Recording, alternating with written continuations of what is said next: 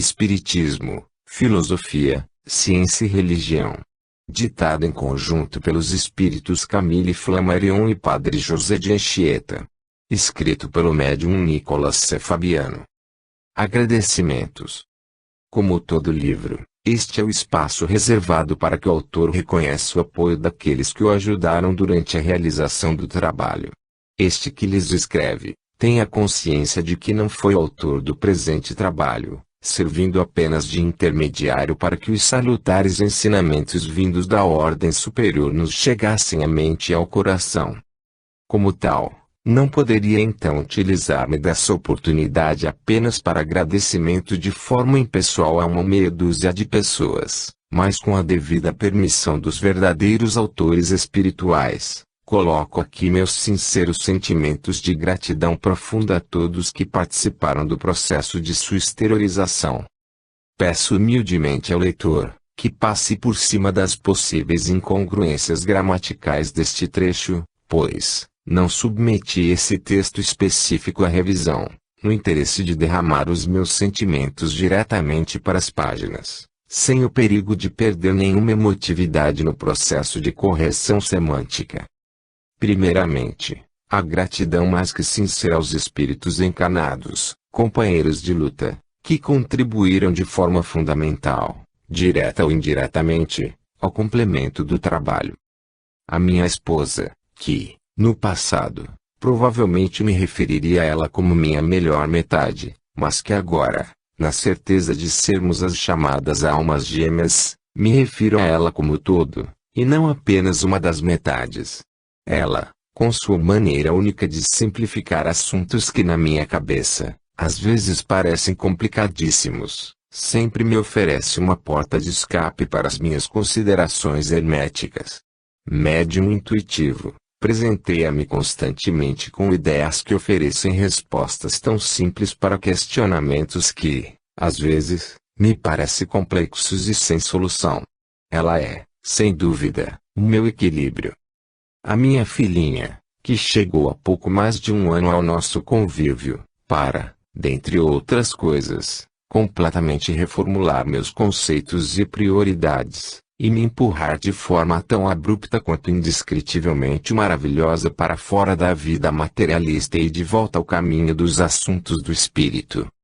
A meus pais, que me introduziram na doutrina espírita, quando em criança, e me deram o bem mais precioso que um filho pode almejar, o exemplo de conduta, sempre alinhados com os conceitos de moral, honestidade e companheirismo mostrados pelo nosso Mestre Jesus. Revisores deste texto, profundos conhecedores da doutrina e trabalhadores incansáveis, sempre se colocam à disposição para o auxílio, seja através de conversas elucidativas, seja através da indicação de leituras que se aplicam aos questionamentos da hora, ou de qualquer outra forma que o momento necessite, não existindo para eles, tarefa menos nobre que a próxima. A minha avó e minha irmã, que através do convívio e de suas dificuldades da vida encarnada oferecem lições diárias em perseverança e sede de viver. A gratidão agora é direcionada a todos os irmãos desencarnados, que através de seu trabalho incansável de bem desinteressado, ofereceram lições valiosíssimas de caridade e amor. Partindo desde aqueles que não se apresentaram como contribuintes diretos para o texto em questão, mas que sem dúvida executaram o trabalho fundamental para o prosseguimento da obra de forma ordenada, que como o próprio texto coloca, ordem é base para todo o trabalho de caridade. Rede espiritual maravilhosa, comandada pelo seu guia e mentor, o Estrelo, colocada a serviço do amor, e interessada, dentre outras tarefas de caridade, na divulgação da doutrina que o próprio Mestre, há mais de 2000 anos, nos disse que enviaria como Espírito Consolador e de verdade.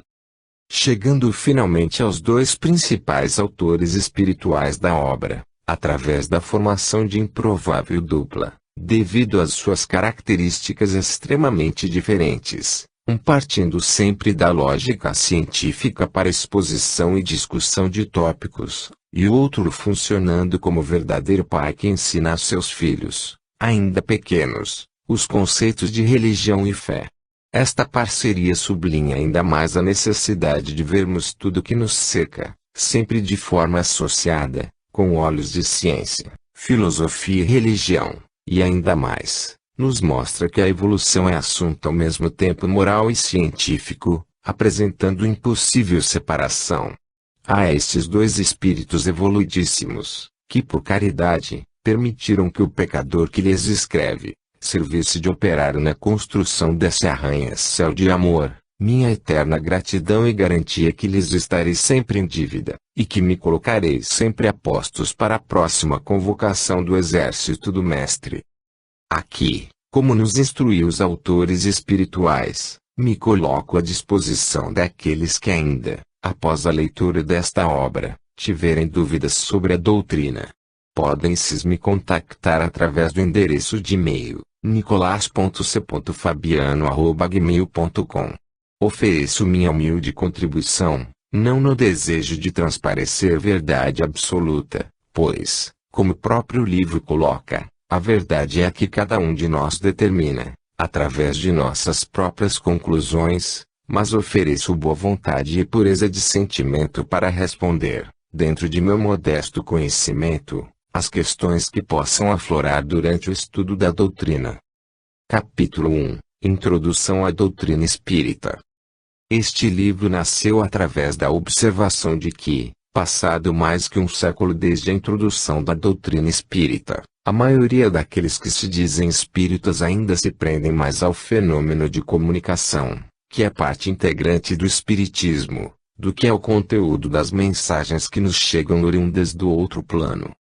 Também, passados mais de 100 anos de observação, acreditamos que a humanidade agora esteja mais preparada intelectualmente, para que enxerguem a doutrina espírita com os olhos da lógica científica, e não como mais uma religião dogmática. Observou-se que as chamadas 5 obras básicas da doutrina, codificadas pelo seu precursor, em meados do século XIX, apresentam a primeira introdução ao assunto, mas que, de certa forma, assumem certo grau de fé na sua premissa básica, a de que a comunicação com espíritos é de fato legítima. A proposta desta obra é de apresentar um compêndio de assuntos básicos e necessários ao entendimento da doutrina espírita, que são apresentados e analisados através do prisma da lógica não dogmática. Este livro propõe análise que permitirá a ponte de ligação entre o material apresentado pelas 5 obras básicas acima citadas, e conceitos que são os verdadeiros pilares da doutrina. A motivação inicial para a análise lógica que propomos se origina de algumas questões existenciais, que de certa forma, sempre fizeram parte das nossas dúvidas mais íntimas, e que nunca foram respondidas de forma direta e simplista, por nenhuma das religiões dos homens. Este livro apresenta material que servirá como base para a resposta de cada uma das perguntas a seguir. 1. Por que um recém-nascido carrega o pecado original, uma vez que esse pecado teria sido teoricamente cometido por seus pais?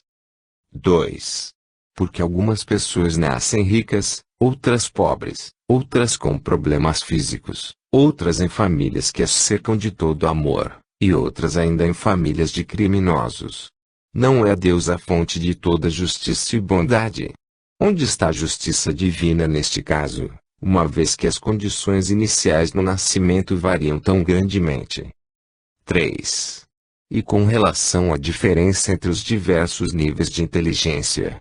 Muitas vezes 2 irmãos gêmeos apresentam níveis de inteligência tão diferentes, que serve como contraprova corrente de ideias que atribui a inteligência genética. Como explicar essa diferença, uma vez que Deus criou todos à sua imagem e semelhança, e ainda, irmãos gêmeos recebem a mesma criação por parte dos pais? 4. Onde está a responsabilidade por nossos atos, uma vez que o pecado e o mal que potencialmente cometemos para com o semelhante pode ser absolvido através de uma simples confissão ou reza mecanizada de um número determinado de orações? 5.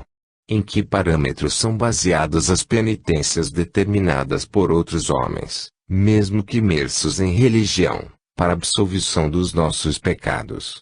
E se resolvermos revelar apenas meia-verdades, ou os pecados que sabemos que são mais leves na hora da confissão, receberíamos penitência mais leve e então estaríamos absolvidos. E com relação às atitudes que causam mal a outros indivíduos, mas por ignorância achamos que não são classificadas como pecado. Se o pecado foi cometido contra uma pessoa, não deveria essa pessoa fazer parte no processo de absolvição e perdão. Como pode uma terceira pessoa, que não foi diretamente envolvida no pecado em si, ter o poder de julgar a gravidade do mesmo e perdoar o pecador? Isso não parece inútil uma vez que a pessoa que sofreu a ação do pecado não é envolvida no processo. 6. Seguindo o raciocínio da questão anterior, isso significa que para conhecidos monstros da história da humanidade, bastaria uma simples confissão de seus pecados e a reza de número determinado de orações para serem perdoados. O que falar dos recipientes do mal praticado? Seria confortante para sobreviventes do Holocausto saber que Hitler confessou seus pecados no final de sua vida, foi absolvido e entrou no reino dos céus. 7. Na mesma linha de pensamento, poderíamos então viver o maior tempo de nossa vida praticando nada mais que o mal, reservando os últimos meses de vida à confissão e orações, e mesmo assim seríamos perdoados e aceitos no paraíso eterno. Como isso se compararia com a recompensa para pessoas que dedicaram toda a sua existência a praticar o bem, como Madre Teresa e Gandhi?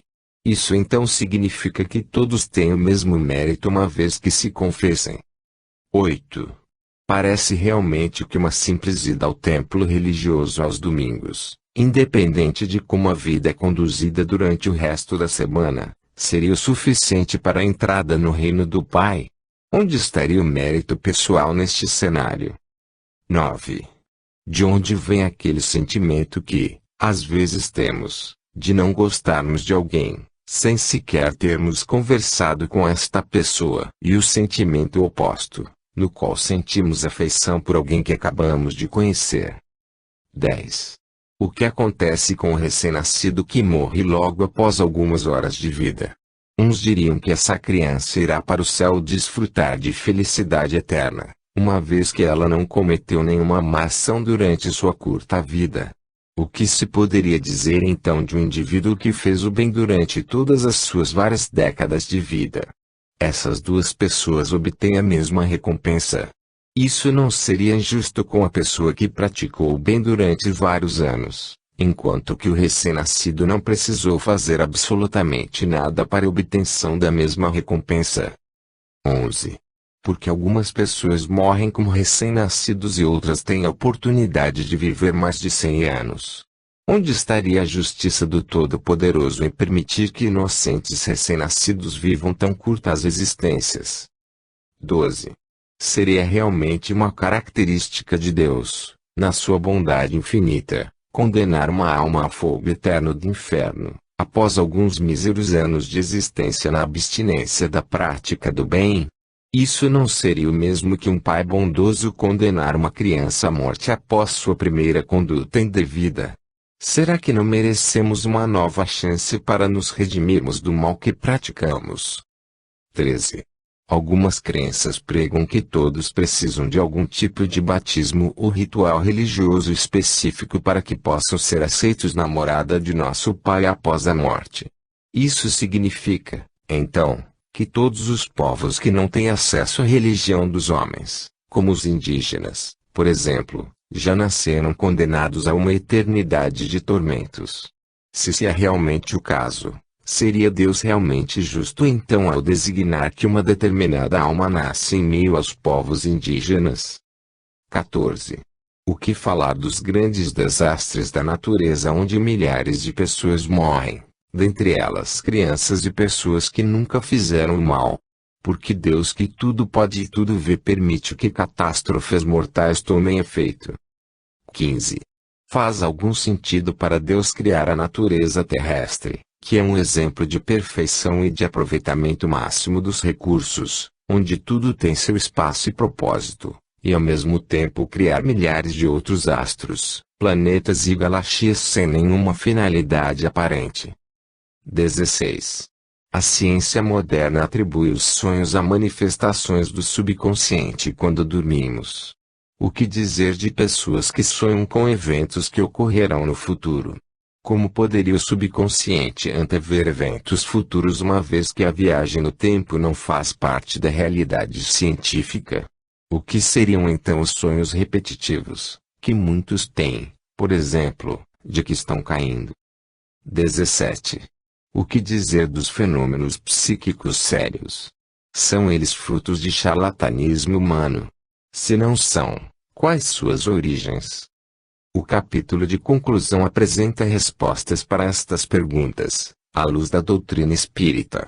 As respostas apresentadas no capítulo de conclusão serão melhor compreendidas uma vez que todos os tópicos abordados pelos variados capítulos são absorvidos. Portanto, sugerimos fortemente que o leitor domine sua curiosidade, e leia todo o material do livro, na ordem em que os capítulos são apresentados, antes de chegar às respostas para estas perguntas, apresentadas no último capítulo. O Espiritismo não é apenas uma religião, apesar de incluir também essa conotação, mas sim uma doutrina que propõe uma filosofia que ajude a explicar questionamentos como: qual é o propósito da vida e qual nosso papel no cosmo? Questões estas que existem há milhares de anos no meio dos homens pensantes e dos filósofos, e que até hoje não foram satisfatoriamente respondidas. Não se quer dizer que o Espiritismo responderá a essas questões como se fossem perguntas simples em uma avaliação escolar, mas, certamente apresentará conceitos que podem e devem ser expandidos de forma que possamos progredir ao encontro de ideias que nos ofereçam uma certa base de conhecimentos, para pelo menos, entendermos o quão profundas estas questões realmente são. Se pudéssemos sumarizar a doutrina espírita em poucas palavras, poderíamos dizer que o Espiritismo se baseia no estudo da ciência que possibilita a seus adeptos meios de progredirem como seres pensantes, ao encontro da felicidade eterna, que só pode ser conseguida através, primeiramente, da identificação do que realmente é importante para a obtenção dessa felicidade, e posteriormente, da aplicação prática desses conceitos de forma que a felicidade se materialize como uma realidade. A sensação constante de que não conhecemos tudo o que existe na natureza universal e intrínseca ao ser humano acompanha-nos desde os tempos mais primórdios e continua entre nós nos dias de hoje, apesar de todo o progresso realizado pela humanidade nos últimos 2000 anos. O ser humano, no seu subconsciente, entende que o que vê à sua frente não é, nem pode ser, tudo o que existe, e constantemente aplica esse conhecimento subconsciente nas suas investigações. Como por exemplo, os astrônomos, que ao sondarem os espaços, encontraram na distribuição dos corpos celestes, lacunas não justificadas e em desacordo com as leis do conjunto. Eles supuseram que essas lacunas deveriam estar ocupadas por globos que escapavam à sua observação, ao mesmo tempo que observaram alguns efeitos cujas causas desconheciam e concluíram: aí deve haver um mundo, porque essa lacuna não pode existir e esses efeitos devem ter uma causa. Analisando, então, a causa pelo efeito, puderam calcular os elementos, e mais tarde os fatos vieram justificar suas previsões. Apliquemos esse mesmo raciocínio a uma outra ordem de ideias. Se observarmos todas as criaturas, verificaremos que formam uma cadeia, sem interrupção, desde a matéria bruta até o homem mais inteligente. Mas entre o homem e Deus, o alfa e o ômega de todas as coisas, que imensa lacuna! É racional pensar que terminem no homem os elos dessa cadeia, ou que ele possa transpor de uma vez a distância que os separa do infinito. A razão nos diz que entre o homem e Deus deve haver outros escalões, como disseram os astrônomos que entre os mundos conhecidos devia haver outros mundos desconhecidos. Qual é a filosofia que preenche essa lacuna? O Espiritismo. mostrando-nos essa lacuna ocupada por seres de todas as categorias do mundo invisível. E esses seres não são outros senão os espíritos dos homens que atingiram os diferentes graus de evolução que conduzem à perfeição. Então, tudo se liga, tudo se encaixa, desde o alfa até o ômega. O Espiritismo é uma doutrina que trata da origem e natureza dos espíritos e de suas relações com o mundo material. Seu foco básico é a natureza espiritual do ser humano. Esse foco atual é o clímax de uma evolução científica e de ideias que cresceram, principalmente, numa época de grandes transformações sociais, filosóficas e políticas. O século XIX foi pródigo em grandes descobertas e no surgimento de novas ideias para a humanidade nos mais diversos campos da ciência, da filosofia, da moral e das artes. Trouxe ao homem conhecimentos significativos acerca de sua origem, de sua constituição e do funcionamento de seu corpo. Muitas das realizações do século XX se deveram ao surgimento de ideias e ao trabalho desenvolvido no século anterior. A época do surgimento do Espiritismo, meados do século XIX, o mundo vivia sob a onda renovadora, embora ainda incipiente, do positivismo, do socialismo científico e do marxismo. As ideias revolucionárias do evolucionismo acontecem com o lançamento do Manifesto Comunista, em 1848, em Bruxelas, por Marx e seu amigo Engels. Esse trazia ideias materialistas que, de um lado, aproximavam-se das lutas pelas liberdades dos trabalhadores, do outro, distanciavam-se do conceito de religião dogmática, declarando a ópio do povo. Procurando explicar a história universal como a história da luta de classes, permitia que se visualizasse uma origem da humanidade cada vez mais distanciada da estabelecida pela interpretação do Gênesis da Bíblia. O evolucionismo de Charles Darwin surgiu então a partir de ideias que floresciam desde o século XVIII sobre a evolução, segundo as quais as espécies animais formariam uma escala contínua e que não teriam sido criadas ao mesmo tempo. Darwin notou que, entre as espécies extintas e as atuais, existiam traços comuns, embora bastante diferenciados. Tais observações levaram-no a supor que os seres vivos não eram imutáveis, mas, sim, oriundos de criações distintas, e que descendiam uns dos outros, segundo uma complexidade crescente. Essas ideias, embora ainda embrionárias, cada uma de forma específica, contribuíram para a formação de um alicerce teórico na implantação de uma doutrina fundamentada em fatos explicados à luz da razão. A fé cega e dogmática estava sendo minada por aquelas teorias, dando lugar a uma explicação racional dos fenômenos tidos, até então, como sobrenaturais. A humanidade, que vivera sob o obscurantismo medieval, que perdurara até o século XVIII, alcançou, no século XIX, sua maioridade. A religião dogmática cedia lugar ao conhecimento firmado na razão e nas ciências para o entendimento do espiritual, sem limites estabelecidos. À mesma época do lançamento do Manifesto Comunista e da efervescência das ideias positivistas e evolucionistas, os espíritos intensificaram suas manifestações. Na cidade de Desville, no estado de Nova York, nos Estados Unidos, um espírito que se denominou Charles Rosman, consegue, através de batidas nas paredes, comunicar-se com duas garotas, as irmãs Fox, assombrando o mundo com a clareza de seu depoimento, dando provas da continuidade da vida após a morte. A essa altura os espíritos, que assim se denominaram, utilizando-se de mesas e outros objetos, manifestavam-se nos salões parisienses através de fenômenos conhecidos com o nome de mesas girantes. Nessa época, as experiências com magnetização eram comuns e atraíam o interesse dos homens de ciência, principalmente em Paris. Pode-se atribuir o berço da doutrina espírita a uma pessoa chamada Allan Kardec. Kardec nasceu na cidade de Lyon, na França, em 3 de outubro de 1804.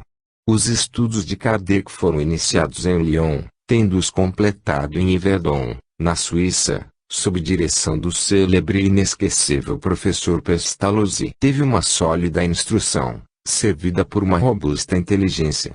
Ele era fluente nos idiomas alemão, inglês, francês, italiano, espanhol e holandês. Tinha grande cultura científica. Seu trabalho pedagógico é rico e extenso. Produziu na França quase uma dezena de livros sobre educação no período de 1824 a 1849. Os seus livros foram adotados pela Universidade da França. Traduzia para a língua alemã, que conhecia profundamente, diferentes obras de educação e de moral e, dentre elas, Telêmaco de Fénelon.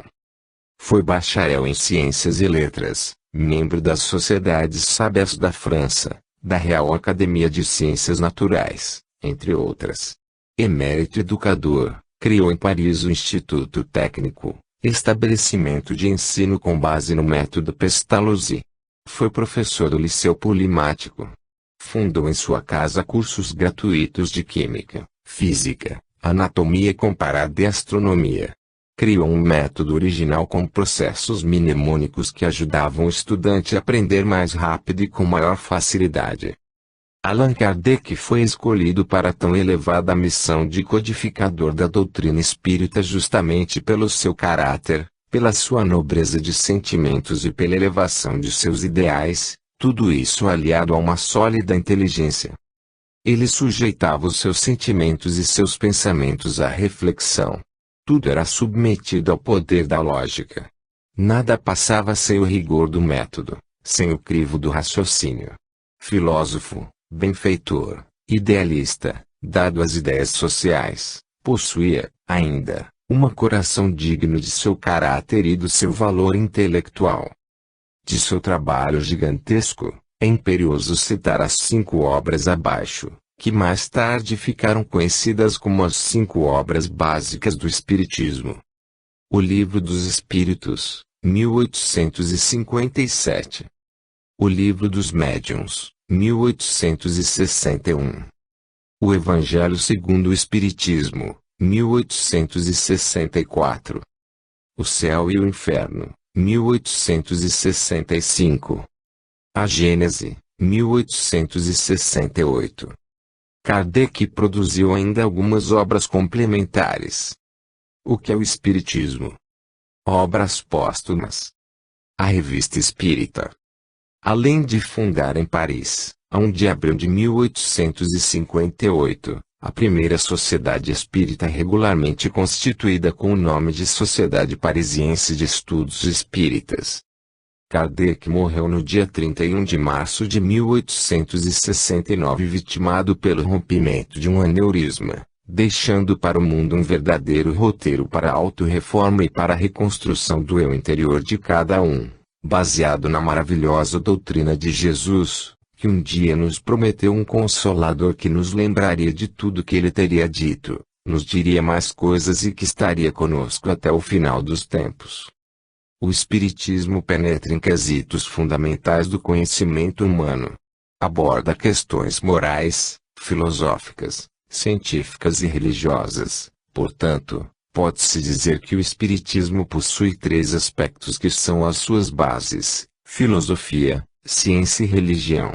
Como o próprio Allan Kardec nos falava, Espiritismo é uma filosofia com aplicações científicas e consequências morais. Os 3 aspectos sempre devem estar em equilíbrio para garantir a pureza doutrinária. A ciência espírita. A ciência espírita tem como objeto de estudo a comunicabilidade com o mundo dos espíritos e os meios através dos quais essas comunicações podem ocorrer. Seguindo sempre o método científico e observação severa da lógica, a ciência espírita procura explicar e documentar as formas de comunicação, como elas ocorrem, por que ocorrem e quando ocorrem, assim como seus significados e consequências. Estuda também as formas de se conseguir estas comunicações, a natureza dos espíritos e a forma de identificar seus diferentes estágios de evolução. Na ciência espírita este assunto está contido detalhadamente em O Livro dos Médiuns lançado em 1861. Uma vez que os fenômenos de comunicação se estabeleceram como fatos naturais, mas atualmente, a ciência espírita tem iniciado estudos focalizados na estrutura da matéria e exploração de conhecimentos nas diferenças entre a matéria que forma o mundo que vivemos e vemos com os nossos olhos, e a matéria que forma aquele que não vemos, mas intuitivamente sabemos que existe. Como a base da doutrina parte da análise lógica por parte de seus seguidores, o estudo da estrutura da matéria se torna o natural passo seguinte no campo de conhecimento humano. A ciência dos homens tem, de forma paralela, alcançado resultados que serão em tempo utilizados na explicação das diferenças entre a matéria bruta que percebemos através de nossos sentidos, e a que está além destes. O primeiro passo da ciência foi o reconhecimento da física quântica como teoria válida, pela grande maioria de nossos cientistas, apesar da quebra das leis newtonianas e mais tarde das relativísticas de Einstein, que eram assumidas como premissas verdadeiras na física que explica os fenômenos conhecidos na natureza. O fenômeno da não-localidade apresentada pela física quântica, que nos mostra que partículas microscópicas interferem umas nas outras, de forma instantânea, e consequentemente com velocidade superior à da luz, jogou por terra a teoria especial da relatividade, que era tida como a teoria mais completa, e que assumia-se que, em tempo, explicaria a formação do universo. Os saltos quânticos, ou seja, a característica dos elétrons de apenas circularem em órbitas energéticas específicas e de saltarem de um nível energético, e instantaneamente aparecerem no nível seguinte, sem passarem por nenhum nível intermediário de energia, também apresenta pergunta que não pode ser respondida através da utilização das teorias de Newton ou Einstein. Outra característica das partículas elementares estudada pela física quântica que apresenta questão fundamental, que ainda não foi respondida de forma satisfatória, é o conceito de dualidade.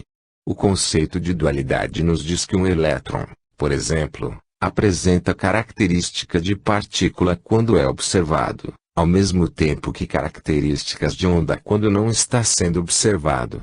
O que está implícito nesta característica da matéria elementar é o fato do observador possuir papel muito mais ativo do que a de um simples observador do fenômeno, sendo este diretamente o responsável pelo resultado do experimento. Esse fato sugere que existe uma ligação muito mais forte do que a ciência quer acreditar entre tudo o que é parte do universo. O próprio Einstein, em várias ocasiões, deu a entender que acreditava que mesmo a sua própria teoria não explicava a totalidade dos fenômenos da natureza universal, e se apresentava de forma incompleta. Essa intuição, a grande maioria dos homens possuem, a de que existe no universo muito mais que vemos e que nossa ciência, que ainda engatinha, pode explicar. A filosofia espírita. A filosofia espírita trata de temas como Deus, o espírito, a matéria, a imortalidade da alma, a reencarnação, a pluralidade dos mundos habitados, entre outros. A filosofia espírita nos proporciona a fé raciocinada, ou seja, a fé embasada no conhecimento lógico dos porquês da nossa existência, de onde viemos, o que estamos fazendo aqui, para onde vamos, e outros. Como afirmou Allan Kardec, fé inabalável é aquela que pode encarar de frente a razão em todas as épocas da humanidade. A religião espírita. A religião espírita está alicerçada nos preceitos científicos e filosóficos da doutrina, são as suas consequências. Não possui liturgias, nem sacerdotes, nem cânticos, batizados ou cerimônias de quaisquer natureza. Não requer utilização de nenhuma imagem, vestimentas ou oferenda, não necessariamente requisita o uso de velas, incenso ou amuletos. Tudo se baseia no conhecimento do Evangelho de Jesus Cristo e na busca do aperfeiçoamento moral, através da reforma íntima e da prática da caridade em seus mais amplos aspectos, o moral e o material. Neste segmento, a base da religião espírita está contida detalhadamente em O Evangelho segundo o Espiritismo, lançado em 1864. Como podemos observar, o espírito é aquele que estuda, compreende e aplica na prática o conhecimento existente que foi apresentado, inicialmente, pelos espíritos responsáveis em trazê-los para os homens. É acima de tudo um questionador, um investigador lógico e dotado de senso crítico. Só assim podemos adquirir a fé raciocinada e iniciar nosso processo de reforma interior, com a certeza de que estes ensinamentos são a expressão da verdade de que devemos nos esforçar para alcançar um nível maior de evolução, pois temos o conhecimento de que cada um recebe de acordo com suas obras, e mais, o de que somos o resultado de nossos atos passados e seremos o resultado de nossas atitudes de hoje. Como disse Allan Kardec, o verdadeiro espírito é aquele que empreende esforços para realizar a sua reforma íntima. Por isso, devemos nos empenhar em estudar a doutrina em seus 3 aspectos, não apenas em uma só vertente. Devemos ler, estudar, comparar, passar tudo pelo crivo da lógica e da razão, esquecendo os velhos dogmas das antigas religiões, que pregavam a fé cega, e lutar para melhorarmos nossas atitudes. São princípios básicos do Espiritismo. 1. A existência de Deus como causa primeira de todas as coisas, único e imaterial, sem a visão antropomórfica, característica das religiões dogmáticas. 2. A existência dos espíritos como seres imateriais e imortais, que conservam a individualidade após a morte do corpo físico. 3. A evolução dos espíritos, sem cessar, na direção da perfeição divina, único determinismo na vida. 4.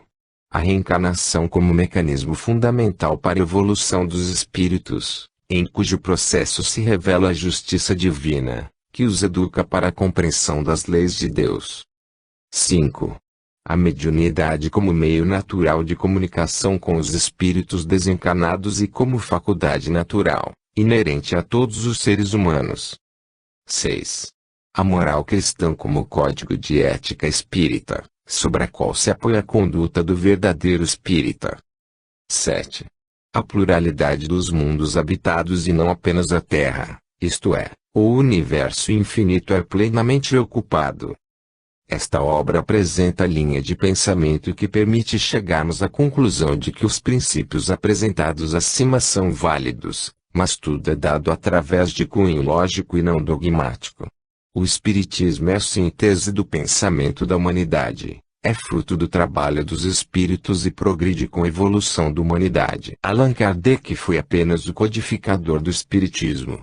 Não é ideia de um só homem nem de um grupo. É mais do que um fenômeno cultural, pois nasce, como todo saber, da evolução da humanidade. O Espiritismo surge para levar o homem à felicidade, por intermédio da sabedoria e do amor, demonstrando-lhe a imortalidade da alma, sua evolução e seu papel na vida e no cosmo. Vem mostrar que o egoísmo e o orgulho são as chagas da humanidade, que aprendem ao materialismo, tirando-lhe a esperança no futuro e a alegria em viver. Capítulo 2 – Existência de Deus.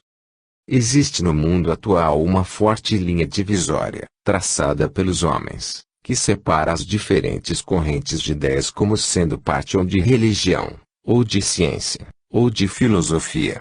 O homem moderno, apesar de mais desenvolvido intelectualmente, ainda traz traços claros de outros tempos quando o que não podia ser explicado à luz da ciência era categorizado por nós como sobrenatural ou herético. Hoje ainda, assuntos que são considerados científicos, são compartimentalizados, como se nada tivesse de relação com assuntos de ordem divina, e a filosofia é considerada como nada mais que um simples conjunto de ideias teóricas sem nenhuma aplicação prática. Essa separação força uma postura dogmática para que aceitemos e abracemos a verdade absoluta de que Deus é nosso Pai e Criador de todas as coisas, e assim somos forçados a aceitar, sem questionamento, que tudo o que existe e ocorre se dá por vontade dele. Realmente, é fato que tudo o que existe e ocorre se dá por vontade do Altíssimo, mas, uma vez que se pudesse comprovar esse fato através de observações e estudos, ao invés da simples aceitação de dogmas religiosos a nós impostos, poder-se-ia chegar a uma situação de consenso com relação à existência de Deus. Então, a argumentação racional derrubaria a descrença dos que nunca encontraram explicação plausível para a lei universal, e que precisam de algo mais que a fé cega para a aceitação do que lhes é imposto. Tomemos então como parâmetro inicial para a discussão o aspecto científico aceito nos dias atuais que explica a teoria evolucionária da Terra. O postulado aceito hoje como padrão para a origem dos organismos vivos terrestres nos diz que toda a vida no planeta começou através de micro-organismos unicelulares, que em tempo evoluíram a organismos multicelulares, a plantas e animais simples, finalmente culminando no organismo mais complexo de todos que é o homem e seu mecanismo de inteligência em constante evolução. Existem dois caminhos que se pode seguir para o estabelecimento de uma conexão entre a teoria evolucionária da vida na Terra e a existência de inteligência suprema, arquiteta de todo esse processo. A primeira direção é a que caminha no tempo, em sentido contrário à linha evolucionária, e que investiga a origem dos micro-organismos elementares. A corrente teórica mais aceita na atualidade é a que atribui a criação desses seres elementares à combinação de redes inorgânicas de carbono existentes na superfície do globo, que através de reações químicas se transformaram nos micro-organismos elementares em questão. Essa teoria é a mais aceita, uma vez que está provado cientificamente que a partícula mais elementar do corpo humano é também formada por redes de carbono inorgânico. Assumindo que esta seja realmente a origem de tudo, como se explica o fato do homem nunca ter conseguido criar vida a partir de redes de carbono inorgânico? Os avanços mais recentes no campo da genética possibilitaram ao homem apenas a clonagem de seres vivos, utilizando-se para isso o DNA do animal a ser copiado. Portanto, isso nada mais é que a cópia de algo existente, não podendo ser caracterizado ou qualificado como criação de vida. Essa simples pergunta gera uma série de considerações, tais como: 1. Talvez o homem nunca tenha conseguido criar vida a partir de composições inorgânicas pelo fato de que exista outro ou vários outros componentes que devam ser adicionados a redes de carbono para a criação dos seres orgânicos. 2. Se existem realmente componentes extras que devam ser adicionados, esses componentes ainda não foram descobertos pela nossa ciência, o que sugere que existem componentes ainda mais elementares que o mais elementar que já foi descoberto até hoje. 3. Se a vida orgânica necessita de um ou vários componentes para sua criação, adicionados às redes de carbono, é realmente razoável se atribuir a puro acaso a combinação de todos esses elementos, nas suas quantidades exatamente precisas, dentro de condições ambientais exatamente perfeitas de modo que se combinem a ponto de criarem vida orgânica. Probabilisticamente falando, isso seria impossível sem a intervenção de uma inteligência exterior ao fenômeno, que alinhe as condições, quantidades e elementos de forma que o resultado final seja o esperado. Ora, se chegamos à conclusão racional de que a criação da vida só pode ser executada através da intervenção de algum tipo de inteligência, e que estamos nos referindo aos seres vivos originários de toda a vida na Terra, chegamos a um paradoxo: precisamos de vida inteligente para a criação de vida inteligente. Nesse ponto, mesmo que se atribua essa inteligência externa a criaturas de outros mundos que não as da Terra, como existe hoje corrente simpática a essa teoria, pode-se aplicar a mesma sequência de raciocínio para chegarmos à origem da criação desse ser inteligente em seu próprio mundo, e o Criador deste ainda, até que cheguemos ao Criador original, Deus. O segundo caminho que precisamos seguir para estabelecimento de conexão entre a inteligência original e suprema e a teoria evolucionária se dá na direção temporal oposta à anterior, ou seja, na direção da evolução dos organismos vivos culminando na criação do homem em toda sua complexidade. Apelando mais uma vez à matemática da probabilidade, Seria razoável aceitar que essa evolução seguiu um processo aleatório, mantendo em perspectiva que um simples elemento vivo unicelular possa ter se transformado em um organismo tão complexo quanto o homem. Isso se quisermos nos manter apenas no campo físico do corpo humano. O que falar do campo mental do homem e toda a sua complexidade? Não me refiro ao cérebro propriamente dito apenas, mas ao domínio de suas ideias que determinam a individualidade de cada um de nós. Seria realmente obra do puro acaso a evolução dos seres vivos até esse nível de complexidade? E com relação à natureza?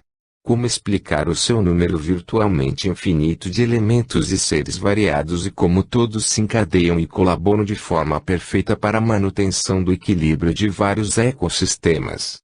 Cadeias alimentares que garantem a sobrevivência e utilidade de todas as múltiplas espécies de seres vivos. Cadeias essas que, se alteradas, resultam em consequências catastróficas para a região afetada, mas que parecem ter um mecanismo de controle natural, que acaba se reequilibrando sem a necessidade de influência humana, tão logo a força disturbante essa cadeia se interrompa. Pode-se atribuir toda essa perfeição, de novo, à obra do acaso. Isso tudo sem mencionar os elementos inorgânicos, que possibilitam infinitas combinações para a formação de outros mais complexos, e outros ainda mais.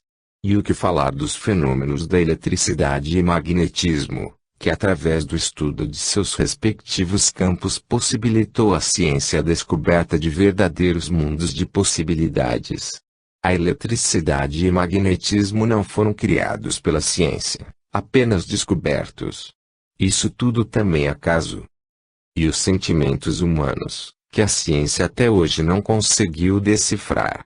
Cada relacionamento entre duas pessoas produz número infinito de nuances emotivas, tanto na qualidade característica de emoções, quanto em suas intensidades. Pelas leis matemáticas, o adicionamento de uma terceira pessoa a essa rede inicial de duas pessoas, aumentaria o número de combinações exponencialmente. Considere agora que existem hoje no globo terrestre mais de 5 bilhões de pessoas, e que todas elas que se relacionam indiretamente. As ações de um único indivíduo acabam afetando todos os habitantes do globo, através de suas associações indiretas, como um dominó que cai em uma fileira de 5 bilhões de dominós. É mais do que razoável a aceitação de que exista uma série de leis pelas quais o universo seja regido. Caso contrário, não seria muito difícil imaginar um completo caos culminando com a sua total destruição. Deixamos aqui a pergunta: achamos nós realmente que as leis da física conhecidas pela ciência de hoje seriam suficientes para reger um superorganismo tão complexo e interrelacionado como o universo infinito?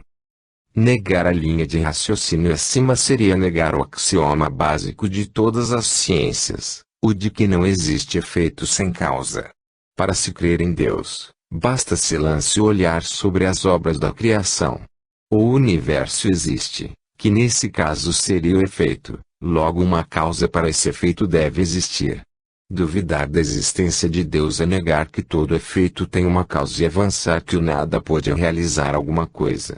A harmonia existente no mecanismo do universo patenteia combinações e desígnios determinados e, por isso mesmo, revela um poder inteligente.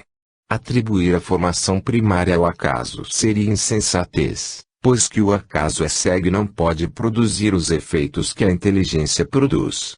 Um acaso inteligente já não seria acaso. Entende-se que para alguns homens seja difícil a aceitação pura e simples de dogmas impostos pelas diversas religiões, especialmente quando essas próprias religiões, que por terem sido criadas por homens, são também falíveis como seus criadores. Temos provas diárias que nos fazem contestar as religiões terrestres, como por exemplo, os movimentos das cruzadas nas épocas medievais que mataram milhares de inocentes em nome de Deus. Nada mais era que um movimento político à procura de poder, o roubo da inocência de crianças por membros de altos escalões religiosos, para saciamento de seus sentimentos carnais animalescos, o assassinato de milhares de pessoas em nome de uma chamada Guerra Santa, motivada por interesses econômicos mundanos, a ostentação gratuita de templos religiosos, adorando a Jesus, que foi o mais humilde de todos os homens, quando ao mesmo tempo, a humanidade nunca sofreu tanto com a pobreza e as desigualdades sociais. O pedido de dízimo e contribuição material fixa e mensal dos fiéis, com o argumento de estes estarem comprando sua vaga junto aos escolhidos na seara de nosso Pai, e outros tantos exemplos que, por si só, apresentaria material suficiente para um livro separado. Para estes homens contestadores, diríamos, voltem-se para a ciência e o raciocínio lógico, para o encontro com o Criador de todas as coisas. Não se deixem hipnotizar pela fraqueza e poder de sugestão dos chamados homens de bem, criadores das religiões terrenas.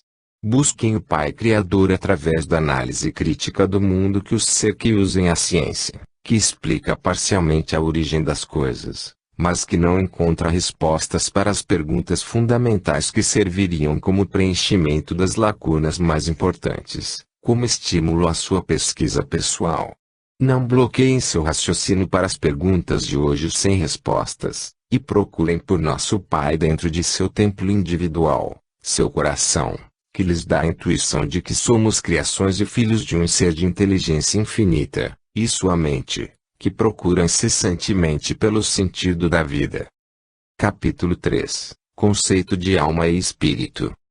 Iniciaremos essa sessão com uma simples pergunta: como se explica o fato de que, em muitas situações, dentro de uma mesma família, irmãos de sangue possuem níveis de inteligência tão diferentes, a ponto de verdadeiros gênios nascerem de pais dotados de inteligência no máximo limitada? A ciência moderna tem verdadeira fixação no estudo do cérebro humano, que assume ser o centro gerador da inteligência. Independentemente de todo o esforço que é dispensado diariamente ao estudo da mente humana, a pergunta acima se mantém sem resposta. Milhares de horas já foram investidas no estudo da massa cerebral com a intenção de entendermos como que as transferências de sinais elétricos entre os bilhões de neurônios contidos no cérebro se relacionam com as diversas propriedades da inteligência, tais quais a memória mais ou menos privilegiada, a aptidão para artes ou cálculo em determinados indivíduos, a variada facilidade ou dificuldade de aprendizado entre as inúmeras pessoas, e tantas outras características tão diversas quanto o número de indivíduos que vivem no globo. Talvez a dificuldade em se encontrar a resposta para essa questão provenha do fato de que se esteja partindo de uma premissa errônea, aquela que diz que o cérebro é o centro gerador da inteligência. Vamos partir dessa condição inicial que assume o cérebro como o órgão gerador da inteligência para execução de nossa análise. Primeiramente, apoiamo-nos nos estudos da genética, que determina que indivíduos filhos de mesmos pais possuem as mesmas características corpóreas gerais, inclusive, às vezes, sendo portadores das mesmas doenças, as chamadas congênitas. Isso indica que a formação dos seus órgãos se deu de forma relativamente similar. Se o cérebro fosse realmente o centro gerador da inteligência, não seria normal assumirmos que todos os irmãos possuíssem níveis de inteligência também similar?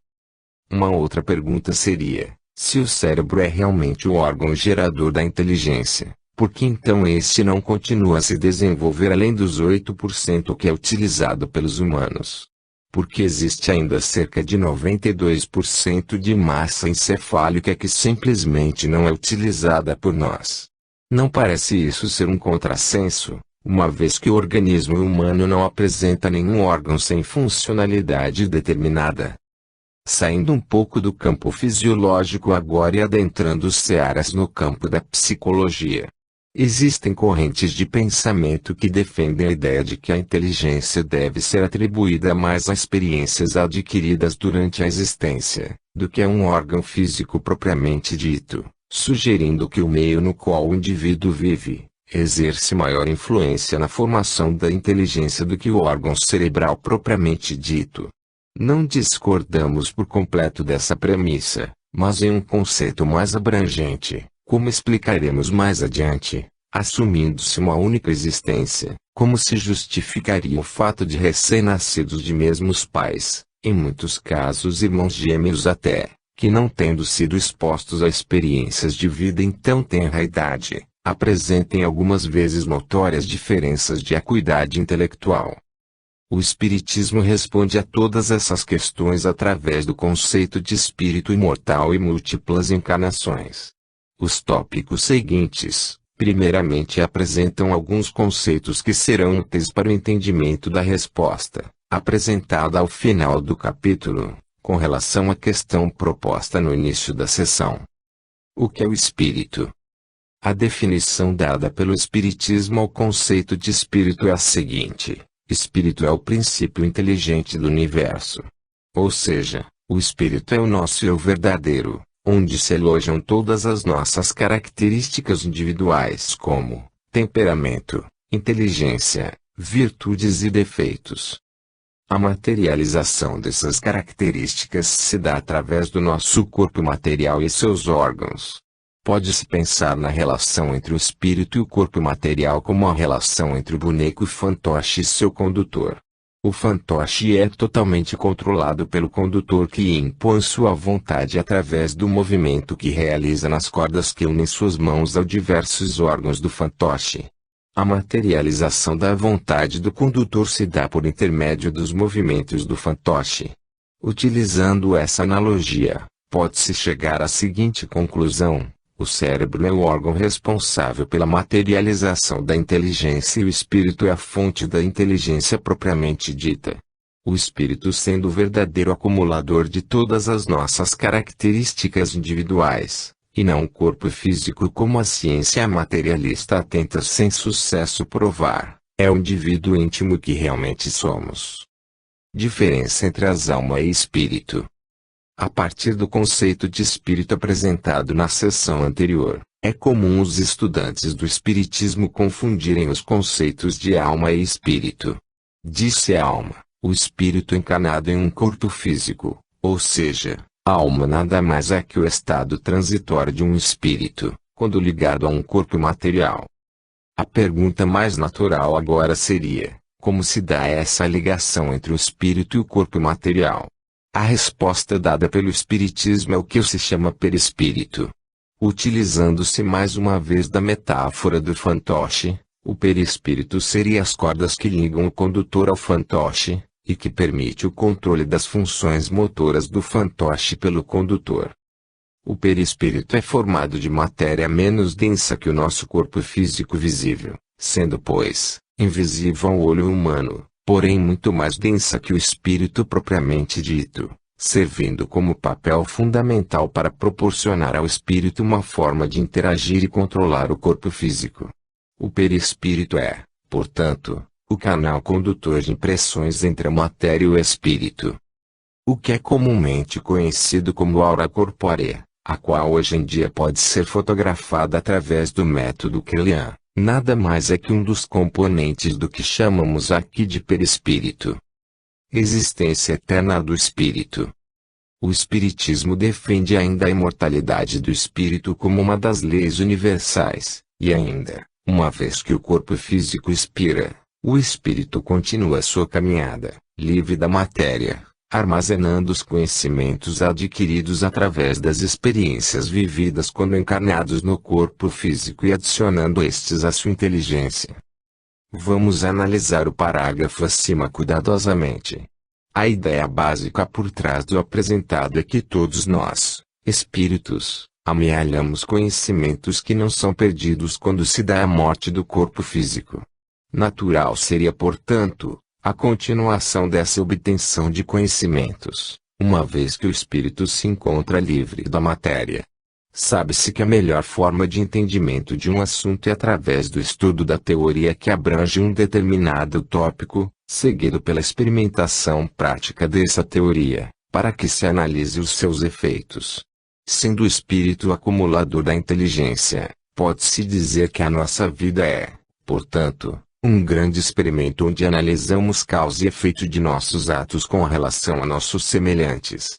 Com isso, mais natural ainda seria, a esse espírito ser dada a oportunidade de múltiplas encarnações ou experiências, de forma que os conhecimentos conseguidos por este, quando em estado etéreo e durante suas várias existências carnais, pudessem ser colocados em prática.